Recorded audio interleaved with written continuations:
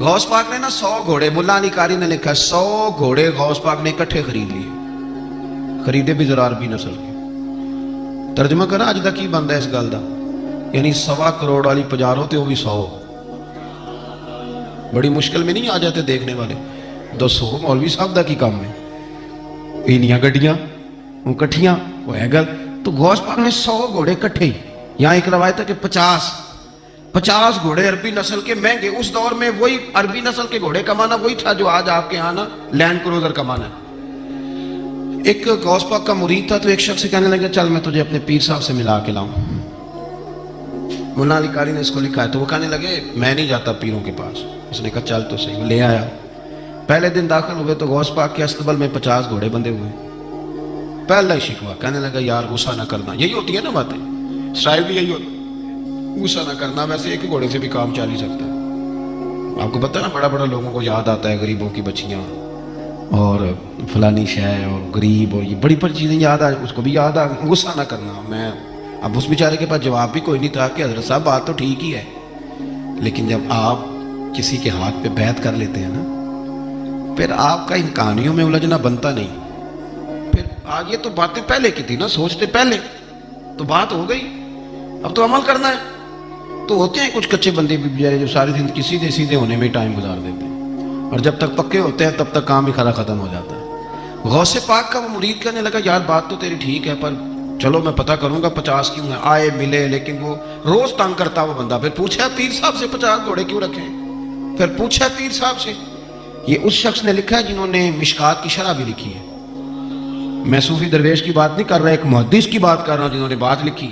फरमाने लगे वही बंदा एतराज करने वाला बीमार हो गया, जिगर में कोई ऐसी तकलीफ हुई कि बगदाद के सबसे बड़े तबीब ने कहा कि तेरा इलाज सिर्फ एक सूरत में मुमकिन है कि अरबी नस्ल का घोड़ा हो, उसे ज़िबा करेंगे, उसका जिगर निकालेंगे, वो तुझे खिलाएंगे दवाई में, और 50 घोड़े होंगे तो ठीक होगा।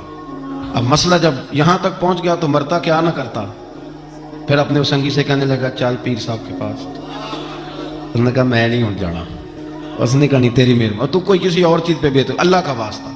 वो मानेंगे ही नहीं। उसने कहा पैर पकड़ूंगा, मैं मिन्नत करूंगा, मैं खुदा रसूल के वास्ते दूं, एक दफा चल वरना मर जाऊं। मरने वाला बंदा क्या करे जब मौत सामने नजर आए। तो गया गौस पाक के पास और कहता सारे रास्ते सोचता गया कि पैरों पे सर रखूंगा, पगड़ी उतारूंगा, ये करूंगा, मिन्नत करूंगा, माँ की बात सुनाऊंगा, अपनी बहनों का वास्ता दूंगा, बड़ा कुछ करूंगा, हुजूर आ उसके सदके मान जाए, छोटे बच्चों की बात सुन। सारे रास्ते तैयारी करता गया, लेकिन जब गौसे पाक जिलानी की डेवड़ी में कदम रखा तो शेख अब्दुल कादिर जिलानी देख के मुस्कुराए। फरमाने लगे और यार तुझे बड़ा शिकवा था मेरे घोड़ों पे। असल में ना तो एक दिन मेरी गली से गुजर रहा था, मैंने तेरे माथे पे नजर डाली तो समझ आ गई तू बीमार हो जाएगा और तेरा इलाज भी 50 घोड़ों से होगा। मैंने 50 क्या करने थे, मैंने तो तेरे लिए मंगा के रखे हुए। कुछ तो मजबूरियां रही होंगी, यूं ही कोई बेवफा नहीं होता। ओ खुदा के बंदे तेरे लिए रखे हैं, और मैं चारा डालने की भी जरूरत नहीं, वो मेरे मुरीद ही डालेंगे। तू रोज आया कर, एक ले जाया कर, अपना इलाज करा। करने लगा हुजूर मुरीद कर ले। फरमाने लगे जो इतने इम्तिहान लेके बैत करे उसे नहीं किया करते, तो मुरीद ही है, तू ले जा खा।